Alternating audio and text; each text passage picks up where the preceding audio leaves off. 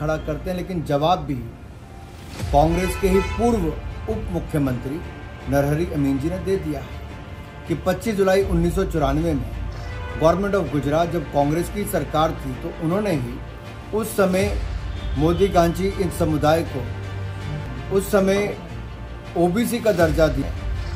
झूठ बोलने की आदत है और अब तो होड़ ये लगी है कि कौन ज्यादा झूठ बोले, अरविंद केजरीवाल जी या राहुल गांधी जी। ये लोग केवल सुर्खियों में बने रहने के लिए अनाप शनाप बयानबाजी करते हैं और मोदी जी ओबीसी हैं, इस पर प्रश्न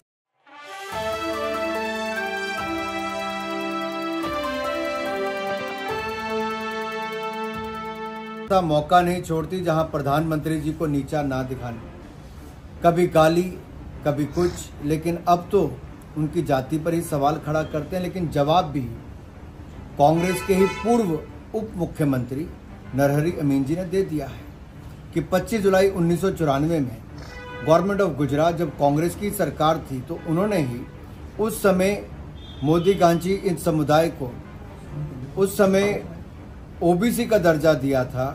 तो ये अपने आप में दिखाता है कि राहुल गांधी कितना बड़ा झूठे हैं। झूठ बोलने की आदत है और अब तो होड़ ये लगी है कि कौन ज्यादा झूठ बोले, अरविंद केजरीवाल जी या राहुल गांधी जी। ये लोग केवल सुर्खियों में बने रहने के लिए अनाप शनाप बयानबाजी करते हैं और मोदी जी ओबीसी हैं, इस पर प्रश्न चिन्ह खड़ा करते हैं। ये लोग कभी जाति की राजनीति, कभी क्षेत्र की, तो कभी देश को बांटने की राजनीति करते हैं। ये सुर्खियों में रहने के लिए जनता को किसी भी हद तक भ्रमित कर सकते हैं, किसी व्यक्ति को किसी भी हद तक जाके बदनाम कर सकते हैं और यहाँ तक कि मोदी जी के ओबीसी होने पर उनकी जाति पर प्रश्न चिन्ह खड़ा करते हैं।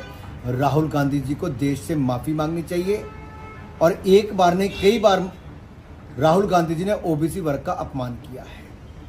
सर एक सवाल, श्वेत पत्र मौका नहीं छोड़ती जहां प्रधानमंत्री जी को नीचा ना दिखाने, कभी गाली कभी कुछ, लेकिन अब तो उनकी जाति पर ही सवाल खड़ा करते हैं। लेकिन जवाब भी कांग्रेस के ही पूर्व उप मुख्यमंत्री नरहरि अमीन जी ने दे दिया है कि 25 जुलाई 1994 में गवर्नमेंट ऑफ गुजरात जब कांग्रेस की सरकार थी तो उन्होंने ही उस समय मोदी गांधी इन समुदाय को उस समय ओबीसी का दर्जा दिया था। तो ये अपने आप में दिखाता है कि राहुल गांधी कितना बड़ा झूठे हैं। झूठ बोलने की आदत है और अब तो होड़ ये लगी है कि कौन ज्यादा झूठ बोले, अरविंद केजरीवाल जी या राहुल गांधी जी। ये लोग केवल सुर्खियों में बने रहने के लिए अनाप शनाप बयानबाजी करते हैं और मोदी जी ओबीसी हैं, इस पर प्रश्न चिन्ह खड़ा करते हैं। ये लोग कभी जाति की राजनीति, कभी क्षेत्र की, तो कभी देश को बांटने की राजनीति करते हैं। ये